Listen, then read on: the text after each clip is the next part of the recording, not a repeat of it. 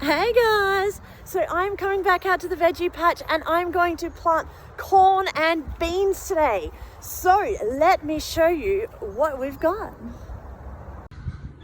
All right, I have 7 different types of dwarf beans. I have a bountiful baby, brown beauty, purple queen, gourmet delight, snap bean, tender green and banjo. And the reason I have 7 different types of beans is because I don't know which one I like best. I then have a butter bean. Honestly, have no idea what a butter bean is versus a normal bean, so we'll give that a go. A snake bean, which I think will be really fun, and then a stack of corn, and that is a snow gold bicolor. So I'm going to be planting them in this row. I have already planted chilies, capsicum, and butternut pumpkins, and then this row is all tomatoes to about 3/4 of the way. And my idea with this is I'm going to plant probably all of my beans at the same time, and I'm going to succession plant my corn. So the corn succession planting means that I will plant some more corn maybe every 2 weeks. And my plan is that I'm going to plant corn in that back corner there and the back of this row, and then as I get my other 2 rows I can plant them there. Corn grows best in a block because it's wind pollinated, so it needs to have a really nice big space that it can grow in all around the same place.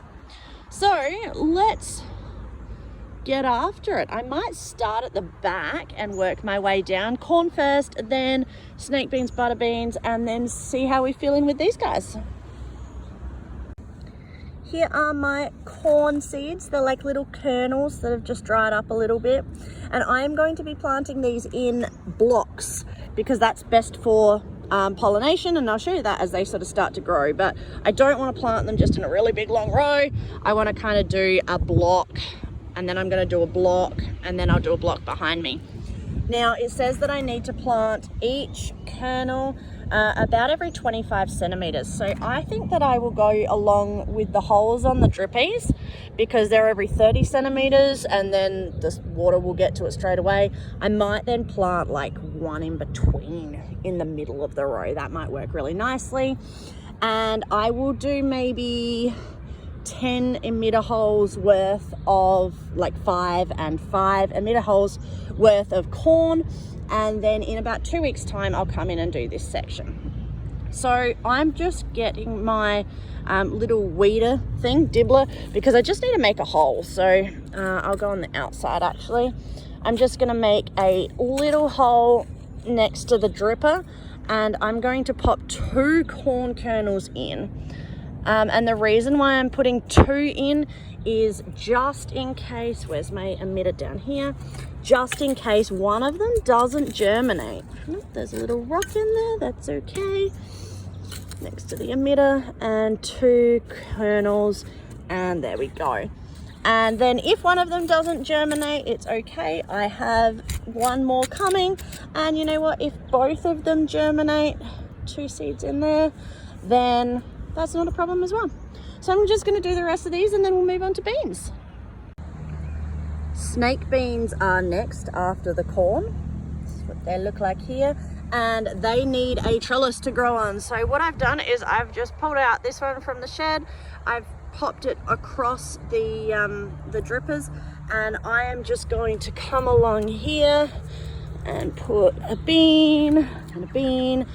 These I need to plant about every 10 or 15 centimeters apart. And again, I'll pop 2 seeds per hole, just in case one of them doesn't germinate. And if both of them germinate, I'll just come along and thin them.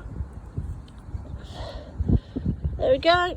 Cover them over, pop them in, cover it over, pop them in, cover it over.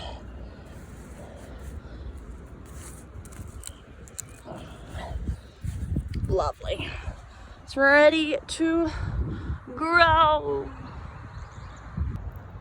Next one is the Cherokee butter bean.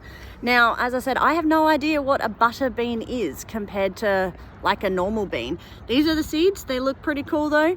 I'll probably plant, I don't know, maybe 3 or 4 hills of these, and by hills I just mean, again, I'll find a planting site. I'll plant 2 seeds in each one. These ones you plant the seeds about 7 to 10 centimeters apart, so I'll get a couple in between the rows of drippies, and it doesn't matter if there's not an emitter right on top of the seeds, because the idea with setting the drippies up like this is that it gets really nice even water coverage.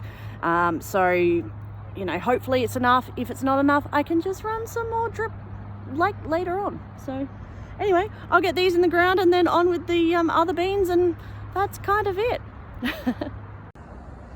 And here it is, another 3/4 of a row planted. So I've got corn at the back behind this trellis, and I'm going to put more corn here, here, and here in a couple of weeks' time. I'll do corn every 2 weeks.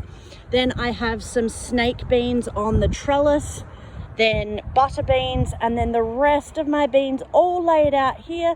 And I planted them in alphabetical order because why not? Banjo, Bountiful Baby, Brown Beauty, Gourmet Delight, Purple Queen, Snap Bean, and Tender Green.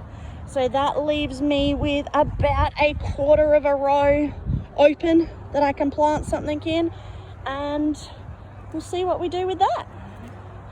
Anyway, nice little project. Excited to get these started. Each of the hills of beans, or each of the varieties of beans, has probably 6 or 8 different plants. So I think that they will do really well, and I'm excited to try all the different varieties and work out which ones I like best. So that's it for now. It is late in the afternoon. I'm gonna head inside and quiet down for the evening.